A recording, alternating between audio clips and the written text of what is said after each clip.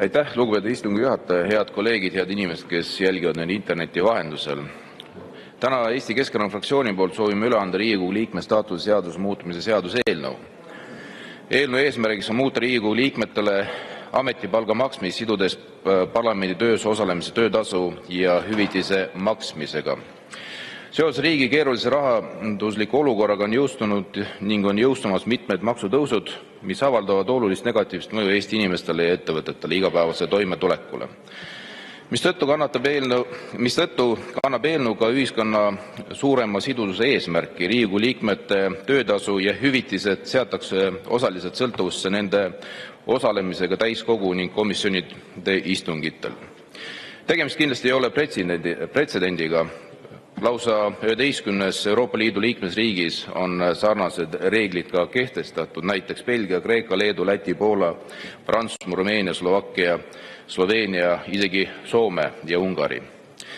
Ja nimelt siis me sooviksime seaduseelnõuga muuta Riigikogu liikme staatuse seaduse. Esiteks paragrahv 29 täiendatakse punkt 9-ga.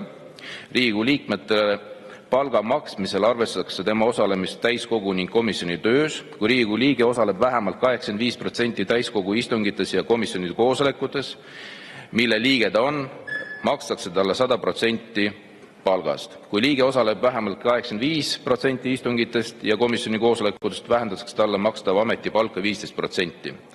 Kui osalemine langeb alla 70 või 50%, vähendatakse tema palka vastavalt 30% või 50%.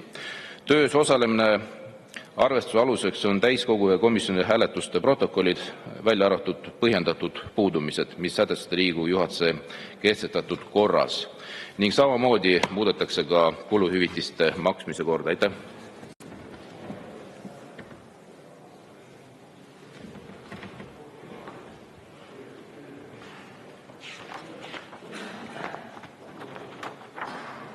Olen Riigikogu juhatuse nimel vastu võtnud ühe seaduseelnõu.